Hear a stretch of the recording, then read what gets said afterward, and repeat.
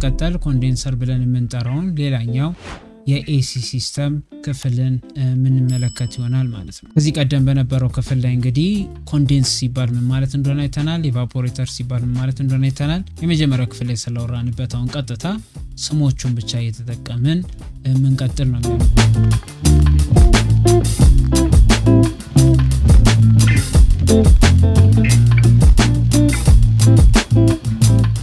ስለዚህ ኮንዴንሰር ብለን የምንጠራው ልክ እንደ ራዲያተር ወንፊት የመሰለ በውስጡ ቲዩብን የያዘ ክፍል ነው ማለት ነው። ሎኬሽኑም የሚገኘው እዚህ ራዲያተር ያለበት አካባቢ ይሆናል ማለት ነው። ስለዚህ ኮንዴንሰር እንግዲህ ከኮምፕረሰር የሚወጣው አውትፑት ወይም ደግሞ ሃይ ፕሬሸር እና ሃይ ቴምፕሬቸር ላይ የደረሰው የሪፍሪጅራንት ጋዝ የሚያልፍበት ቀጣዩ ሴክሽን ነው ማለት ነው የሚሆነው። ስለዚህ እዚህ ጋር እንግዲህ ሃይ ፕሬሸር የሆነ ቬፐር ከኮምፕረሰሩ በዚህ በአንደኛው ቀዳዳ በኩል ይገባል። ከዛ ይሃ በእነዚህ ቲዩቦች በኩል በማድረግ ምን ያደርጋል? የሚወጣ ኤግዚት የሚያደርግ ይሆናል ማለት ነው። እዚህ ላይ የፌዝ ቼንጅ ይኖራል። ቀደም 3 ስቴቶችን አይተናል በባለፈው ክፍል ላይ።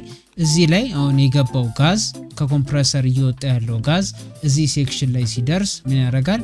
የፌዝ ቼንጅን ማምጣት ይጀምራል ማለት ነው። ስለዚህ የሚመጣው የፌዝ ቼንጅ ምንድነው? የገባው ሃይ የሆነ ፕሬሸር እና ሃይ የሆነ ቴምፕሬቸር ያለው ጋዝ ነበረ። ኤግዚት ሲያደርግ ሲወጣ ግን ሃይ ፕሬሸር ያለው እንዲሁም ደግሞ ሎ ቴምፕሬቸር የሆነ ሊኩዊድ ይሆናል ማለት ነው። ስለዚህ ሲወጣ ፈሳሽ ሆኖ ነው የሚወጣው። ከዚህ የሚወጣው ጋዝ ይሄ ሪፍሪጅራንት ይሄ R134A ብለን የምንጠራው ሪፍሪጅራንት ኤግዚት ሲያደርግ ከዚህ ከኮንዴንሰሩ ኤግዚት ሲያደርግ ምን ሆኖ ነው?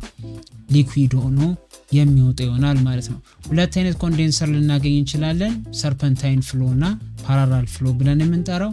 ሰርፐንታይን ፍሎ የምንለው አንድ ሙሉ ወጥ ቲዩብ ይሆንና አንድ መግቢያ ያለው አንድ ደግሞ መውጫ ያለው ማለት ነው። መሃል ላይ ምን ይኖራል? ፊንሶች ይኖራሉ። እነዚህ ፊንሶች የሚያልፉትን አየሮች በዚህ ኮንዴንሰር የሚያልፉትን አየሮች ከፋፍሎ እንዲወጣና ወዲያው የሂት ኤክስቼንጅ እንዲኖር የሚያደርግልን ሴክሽን ነው ማለት ነው። እንደምናውቀው ከኮምፕረሰር ይወጣል ያልነው ምን የሆነ ነው? ሃይ የሆነ ቴምፕሬቸር ያለው ጋዝ ነበር ኤግዚት የሚያደርገው። ይሄኛው ኮንዴንሰር ግን አየር ማስተላለፊያና ይሄ ከፍተኛ የሆነ ሙቀት ያለው ጋዝ ምን እንዲሆን ያደርጋል ማለት ነው። ሙቀቱን ለአየሩ እየሰጠ እየቀዘቀዘ እንዲወጣ የሚያደርግ ይሆናል ማለት ነው። ቀዝቅዞ ሲወጣ ግን ጋዝ ሆኖ ሳይሆን የሚወጣው ሊኩዊድ ሆኖ ፈሳሽ ሆኖ ኤግዚት የሚያደርግልን ይሆናል ማለት ነው። ፓራላል ፍሎ ብለን ግን የምንጠራው እዚህ ጋር 3 በ3 ተደርጎ የተሰራ ነው። ስለዚህ በአንዱ በኩል ኢን ይሆናል፣ በሌላኛው በኩል አውት ይሆናል። በዚህ በኩል ጋዙ ይገባና ከኮንዴንሰሩ ሃይ ፕሬሸር ያለው እና ሃይ የሆነ ሙቀት ያለው ጋዝ በእነዚህ በ3 ፊኖች በኩል ያልፋል። በዚህኛው ሴክሽን ይመጣል፣ ተመልሶ በዚህ ይሄዳል፣ ይወርዳል፣ ተመልሶ በቀጣይ ፊኖች ያልፋል፣ ይወርዳል። ስለዚህ እነዚህ ፍሉዶች የሚያልፉት ፓራላል በሆነ ፓዞች ይሆናል ማለት ነው። ስለዚህ ይሄ ጋዝ ካንዶ ዳንዱ እንደዚህ እየተላለፈ መጨረሻ ላይ ኤግዚት ሲያደርግ እዚህ ላይ ሙቀቱ ቀንሶ ሃይ ፕሬሸር እንደሆነ ግን ጸባዩን ቀይሮ ወይም ደግሞ ፌዙን ቀይሮ ከጋዝነት ወደ ፈሳሽነት ተቀይሮ የሚወጣ ኤግዚት የሚያደርግ ይሆናል ማለት ነው። ስለዚህ ኮንዴንሰራችን መጀመሪያ ሃይ ቴምፕሬቸር እና ሃይ ፕሬሸር የነበረውን ጋዝ ወደ ሃይ ፕሬሸር እና ሎ ቴምፕሬቸር ወደሆነ ሊኩዊድ ወይም ፈሳሽ የሚቀይርልን ሴክሽን ወይም ክፍል ይሆናል ማለት ነው። እነዚህ ኮንዴንሰሮች ደግሞ ላያቸው ላይ ፋን ሊኖራቸው ይችላል። ይሄ ፋን ፐርፐዙ ምንድነው? አየርን ስቦ ወደ ኮንዴንሰሩ እንዲገባ ማድረግ ኦር ደግሞ ከኮንዴንሰሩ ወደ ውጪ ምን ማድረግ የመግፋትን ስራ የሚሰራ ይሆናል ማለት ነው። እዚህ ሰርኪዩት ላይ እንግዲህ ሪሌ ያለን፣ ኮምፕረሰራችን አለ፣ የኮምፕረሰራችን ስዊች አለ። እዚህ ጋር እንደምንመለከተው የኮምፕረሰራችን ስዊች አለ። ስለዚህ ኤሲ ሲስተማችንን ከዳሽቦርዳችን ላይ ሆነን ኦን ስናደርግ የኤሌክትሪክ ፍሎ ይመጣና አንድ ቅድም ያወራናትን የኮምፕረሰር ክለች ሲስተሟን ኢንጌጅ ያደርጋል።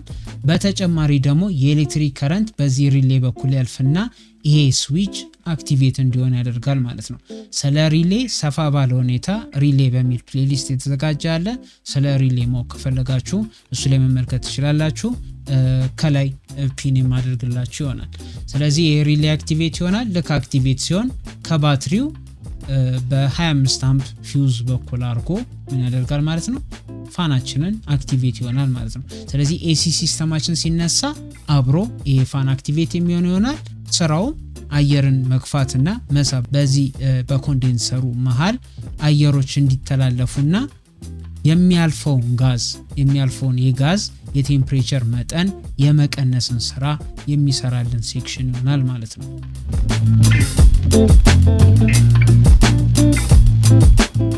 በመቀጠል ደግሞ ኢቫፖሬተር ብለን የምንጠራው ክፍል አለ።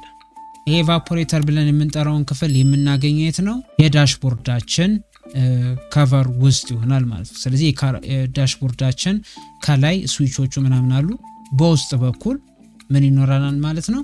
ይሄ ኢቫፖሬተር ብለን የምንጠራው ሴክሽን ይሆናል ማለት ነው። ልክ እንደ ኮንዴንሰር ሁሉ ይሄም የፊን ታይፕ አለው። ማለትም ልክ እንደ ራዲያተር የሚመስል አይነት ኦሪንቴሽን ያለው የራሱ የሆነ ኢንሌት አለው፣ እንዲሁም ደግሞ ኤግዚት ይኖረዋል ማለት ነው። እዚህ ኢቫፖሬተር ላይ ቅድም እንደተነጋገርነው እንግዲህ አሁን ሊኩዊድ ወደ ሊኩዊድ በኮንዴንሰሩ አማካኝነት ወደ ሊኩዊድነት ተቀይሮ ነበረ ጋዙ። ስለዚህ ያ ሊኩዊድ እዚህ ኢቫፖሬተር ውስጥ ሲገባ ምን ሆኖ ነው የሚገባው? ሎ ፕሬሸር የሆነ ሊኩዊድ ሆኖ ነው የሚገባው ማለት ነው። ኦሬዲ ቴምፕሬቸሩ ወርዷል፣ ፕሬሸሩ ብቻ ነበረ ሃይ ኮንዴንሰር ላይ ያለ። አሁን እዚህ ላይ ግን ሲደርስ ኢቫፖሬተር ላይ ግን ሲደርስ ምን ሆኖ ነው የሚደርሰው? ሎ ፕሬሸር ሆኖ የሚደርስ ይሆናል ማለት ነው። ስለዚህ ሎ የሆነ ፕሬሸር ሊኩዊድ በዚህ በኢቫፖሬተር ውስጥ በመግባት በእነዚህ ሰርኪቶች መካከል እያለፈ ምን ያደርጋል? ልክ ቀስቱ እንደሚያሳየን በአውትሌቱ በኩል ይወጣል ማለት ነው። በአውትሌት በኩል ግን ሲወጣ ምን ሆኖ ነው የሚወጣው? ሊኩዊድ ሆኖ ፈሳሽ ሆኖ ሳይሆን ቫፐር ሆኖ የሚወጣ ይሆናል ማለት ነው። ይሄ ወጪው ፋይናሊ የሚደርሰው ለኮምፕረሰሩ ይሆናል። በምንም ተአምር ኮምፕረሰራችን ውስጥ ሲገባ ይሄ ጋዝ ሊኩዊድ ሆኖ መግባት የለበትም። ሁልጊዜም ወደ ኮምፕረሰራችን የሚገባው ምን ሆኖ ነው? የጋዝ ቬፐር ሆኖ ነው እንጂ ሊኩዊድ ሆኖ ከገባ ሲስተማችንን ስለሚያበላሸው የኮምፕረሰሩን ስለሚያበላሸው ይሄ ሊኩዊድ ስራውን ሰርቶ ሲወጣ ጋዝ ሆኖ እንዲወጣ ዲዛይን የተደረገ ነው ማለት ነው። ስለዚህ ይሄኛው ወደ ጋዝነት የሚቀየርበት ምክንያት ምንድነው? እንደተነጋገርነው ይሄንን የምናገኘው ከዳሽቦርዳችን ስር ነው ብለናል። ስለዚህ አክቲቬት ስናደርገው ኤሲውን አክቲቬት ስናደርገው አየር ውስጥ ያለውን አየር እየወሰደ ሪሰርኩሌት ማድረግ ሲጀምር በእነዚህ ፊንሶች መካከል እንዲወጣ ሲያደርግ ምን ያደርገዋል ማለት ነው? የአየሩን ሙቀት እዚህ ውስጥ ላለው የሪፍሪጀራንት ሊኩዊድ ሙቀቱን ያቀብልና ቀዝቅዞ አየሩ ምን ያደርጋል ማለት ነው? በዳክቶች በኩል መውጣት ይጀምራል ማለት ነው። ስለዚህ ዳሽቦርዳችን ላይ ካዩ የተለያዩ መሾች አሉ። በዛ መሽ በኩል ምን መውጣት ይጀምራል? የቀዘቀዘው አየር መውጣት ይጀምራል። ስለዚህ ከመኪናው ይወስድና አየሩን ከመኪናው ውስጥ ይወስድና ምን ያደርጋል? አቀዝቅዞ ዳክቶቹ በኩል ለሚፈለገው ለፓሴንጀሩ ከሆነ ለፓሴንጀሩ፣ ድራይቨሩ ከሆነ ለድራይቨሩ ምን ያደርጋል ማለት ነው? አቀበል የሚጀምር ይሆናል ማለት ነው። ስለዚህ ይሄ ኢቫፖሬተር ፋይናሊ ምን የሚያደርግልን ነው? ውስጥ ያለውን አየር እየወሰደ እያቀዘቀዘ የሚመልስልን ሴክሽን ወይም ክፍል ይሆናል ማለት ነው። እዚህ ላይ ማስተዋል ያለባችሁ ነገር ምንድነው? የገባው ሎ ፕሬሸር የሆነ እንዲሁም ሎ ቴምፕሬቸር የሆነ ሊኩዊድ ፈሳሽ ምን ሆኖ ይወጣል ማለት ነው? ቬፐር ሆኖ ወይም ደግሞ ወደ ትነት ተቀይሮ ኤግዚት የሚወጣ ይሆናል ማለት ነው። ስለዚህ እዚህ ውስጥ እየተመላለሰ ሪፍሪጀራንት ሊኩዊድ እዚህ ውስጥ እየተመላለሰ አየሮች ባለፉ ቁጥር አየሮቹ በተራቸው ሙቀታቸውን ለዚህ እየሰጡ ምን ያደርጋሉ? የሚወጡ ይሆናል። ሙቀት ደግሞ ለፈሳሽ ነገር እየሰጠ ነው በመጣን ቁጥር ምን ይሆናል ብለናል? ወደ ቬፐርነት ይቀየራል። እንደምናውቀው ምን ተነጋግረናል? R134A ብለን የምንጠራው በኔጌቲቭ 27 ዲግሪ መሆን ይችላል መፍላት የሚችል የጋዝ አይነት ነው። ስለዚህ ይሄ አየር በነካው ቁጥር ወዲያው ኢንስታንትሊ ወደ ምን መቀየር ይጀምራል? ወደ ቬፐር እየተቀየረ ኤግዚት ማድረግ ወይም መውጣት የሚጀምር ይሆናል ማለት ነው።